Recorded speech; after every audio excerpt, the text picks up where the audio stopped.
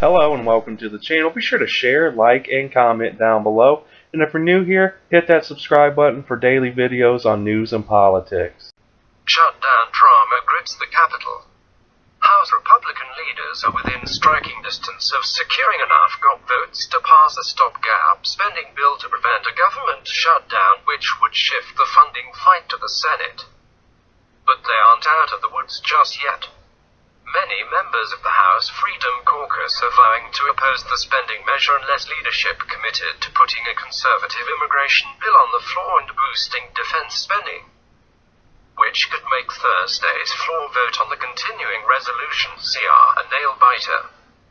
Still, rank-and-file lawmakers and GOP leaders alike expressed confidence throughout Wednesday that the party would find the votes necessary to carry their legislation through the House. Rep.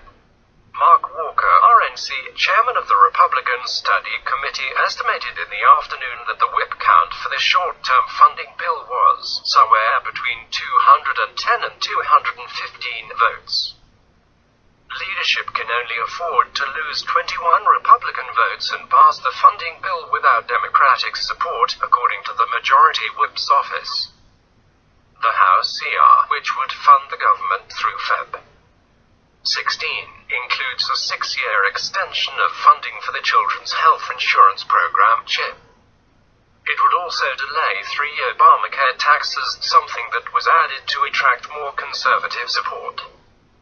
There's still some work to do, but I think it will pass. Rep. Tom Cole, R. Oakler, a top appropriator, said Wednesday. Passage of the bill would shift pressure from House Republicans to Senate Democrats in the shutdown fight. While Senate Democrats have been taking a tough line, it could be hard for the party to block a bill that was passed out of the House and includes CHIP funding. Democratic senators up for re-election in red states are particularly wary of forcing a government shutdown over immigration. The White House expressed support for the House's continuing resolution Wednesday, which could help sway some undecided Republicans.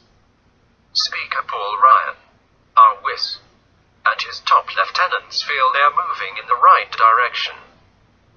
But they have little room for error, as most Democrats are vowing to oppose any spending bill that doesn't include relief for immigrants who came to the United States illegally as children. Chief Deputy Whip Patrick McHenry, RNC, who is acting as the GOP's top vote counter this week, was seen furiously working the House floor Wednesday night rounding up the votes for the continuing resolution. He huddled with Freedom Caucus members, House Armed Services Committee members and Rep. Carlos Curbelo, R. Flower. The Freedom Caucus, a group of roughly 30 conservative hardliners, has railed against the short-term funding patch, the fourth since September, and expressed skepticism over broader immigration negotiations on Capitol Hill. Some Freedom Caucus lawmakers are putting pressure on leadership to pass an immigration measure authored by Judiciary Committee Chairman Bob Goodlatte. RVA and Freedom Caucus member Raul Labrador are Idaho in exchange for the support on the CR. We're making progress, yet still at this point, if the vote were to happen today, there's not the votes to fund it with Republican-only votes, said Rep. Mark Meadows, RNC, chairman of the House Freedom Caucus, as he emerged from a meeting with McHenry in the Speaker's office on Wednesday evening. The Goodlatte legislation, which has attracted support from both the conservative and moderate wings of the GOP conference and has buy-in from key committee chairmen, includes more conservative immigration priorities than are expected to be included in any bipartisan deal on the Obama-era Deferred Action for Childhood Arrivals DACA program. We don't want to get rolled by the Senate on DACA and the budget, said Freedom Caucus member Rep. Dave Brad RVA, Homeland Security Committee Chairman Michael McCall.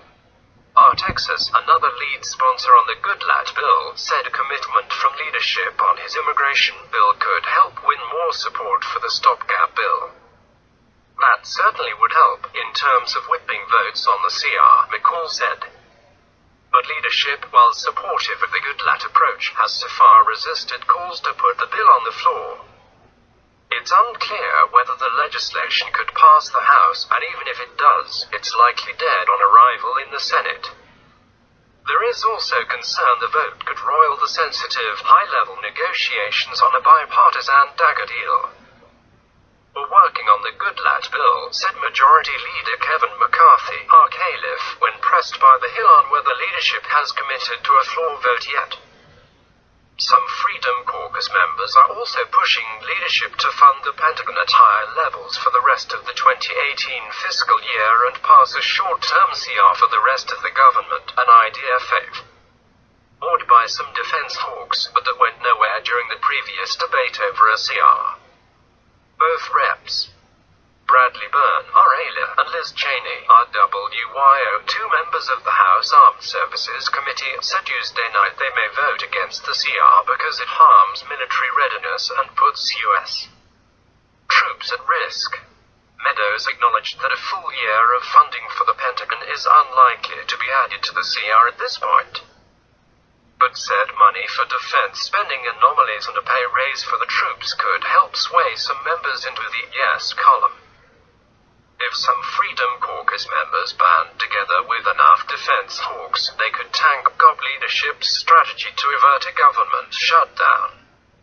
Other Republican votes could also be hard to get. Corbello has also threatened to vote against the CR without a DACA deal in place, while Rep. Thomas Massey, Argyle, is a perennial no vote on short-term funding bills. Still, GOP leadership may be able to pass the funding bill without promising a vote on Goodlatte immigration bill boosting defense spending. A Republican leadership aide said that vote counters were pleased with where things stood as of Wednesday evening, noting that conversations were still ongoing. The growing sense is that most of the GOP conference will end up grudgingly supporting the CR because it's better than the alternative, which would either be shutting down the government or giving leverage to House Minority Leader Nancy Pelosi, DK-Liff, and Rep. Jerry Connolly, DVA, who represents a large swath of the federal workforce, told WJLA he would ultimately support the CR if he were the decisive vote to keep the government open. Rep. Henry Cuellar, D. Texas, expressed a similar sentiment. We'll build support and we'll get there. We always get there, Rep.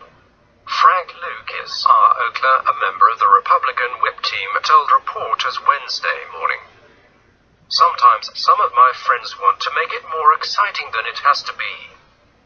House Republicans may also be eager to hand off the political football to the Senate, where the fate of the CR is less certain. Sen. Lindsey Graham, RSC, vowed to oppose a CR, while Sen. Jeff Flake, R. Arizona, is undecided, meaning support from at least 10 Democrats will be needed to overcome a filibuster. Senate Majority Leader Mitch McConnell, Argyle, said the House continuing resolution seems like it should be a rather attractive package for Democrats. I'm certainly going to take up what the House sends us. The Democrats in the Senate have been very consistent in clamoring for addressing the children's health care program. This does it with a 6-year reauthorization, McConnell said. I believe we have a good chance of passing it, he said.